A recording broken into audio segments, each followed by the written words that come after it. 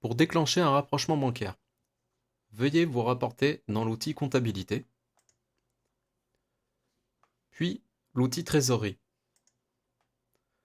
De là, vous constaterez les différentes lignes non pointées. Vous le constatez au travers de la case à cocher éventuellement sur votre gauche, ou encore l'état du pointage noté à non. Pour pointer, très simple, vous cliquez sur ce nom. De là, le système recherche intégralement dans votre base de données vos emails ainsi que vos notes de frais scannées. Il est capable d'osériser vos tickets de caisse ou encore tickets de restaurant. Il vous rapporte le nom de l'opération ainsi que son montant et la date. Si vous aviez déjà préenregistré des affaires, le système se charge de vous les référencer. Ou bien, il va vous suggérer les différents fichiers trouvés.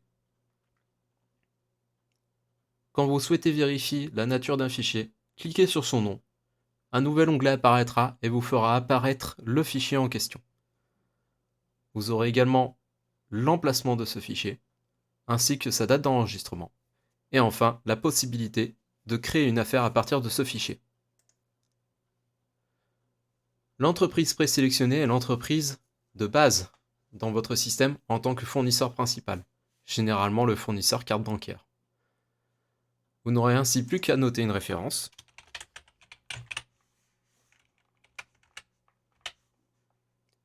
puis cliquez sur Commencer.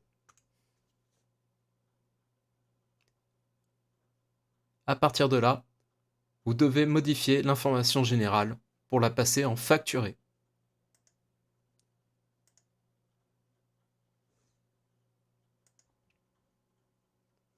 Une fois l'état de l'affaire passé en facturé, vous retrouverez l'aperçu de votre ticket caisse sur le volet gauche, ainsi que la saisie comptable de ce dernier sur le volet droit. Vous aurez ainsi la liberté et l'obligation de renseigner la date de facture, la date d'échéance, le type de paiement, la saisie de votre journal. Si vous n'avez qu'un seul journal d'achat ou un seul journal de vente, ce dernier est automatiquement saisi par le système. La nature de votre achat dépend entièrement de votre plan général comptable importé dans le système. Le système s'occupe de saisir et de proposer les différents éléments pouvant être saisis lors d'un achat ou d'une vente.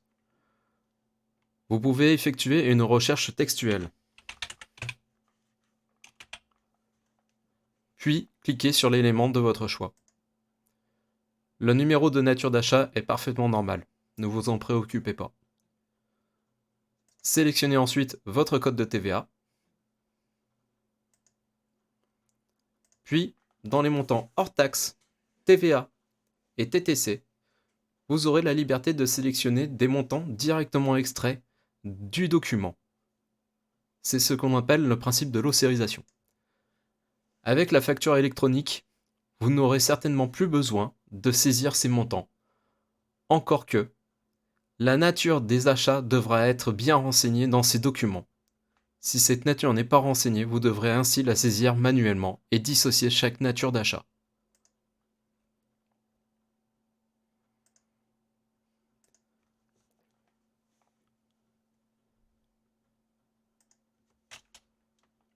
Attention, l'ossérisation n'est pas un système parfait. Vous pouvez avoir à compléter ou encore corriger les différents montants. Dans les différents onglets hors taxes, TVA, TTC, vous pouvez également réaliser des calculs de la manière suivante. Une fois le calcul posé, cliquez sur la touche Tab de votre clavier ou encore cliquez ailleurs. Les montants seront automatiquement calculés. Bien évidemment, il y a encore d'autres possibilités. Vous pouvez exécuter des pourcentages.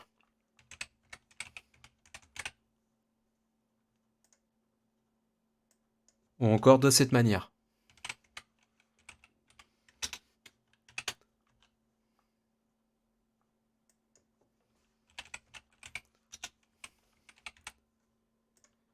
veuillez toujours vérifier la somme des différents éléments, ainsi que votre devise.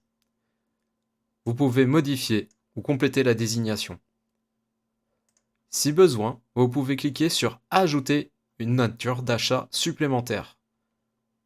Cet exemple est valable dans le cas d'une vente de service avec une vente de marchandises. Une fois les éléments intégralement renseignés, cliquez sur « Enregistrer ».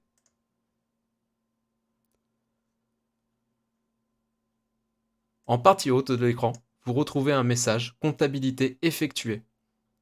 C'est une confirmation d'enregistrement que vous pouvez constater ici sur le livre d'achat. Vous retrouvez directement les incrémentations comptables. Par la suite, VIC vous propose des mouvements bancaires conseillés. Vous pouvez donc sélectionner la ligne de votre choix. Vous pouvez descendre encore plus bas pour prendre directement dans les mouvements bancaires enregistrés. Une fois la ligne repérée, cliquez sur sélectionner la ligne à imputer et sélectionnez le code 400 correspondant à votre saisie comptable. S'il s'agit de paiement partiel, décochez le pointage total. Enfin, cliquez sur pointer et incrémenter le journal de banque.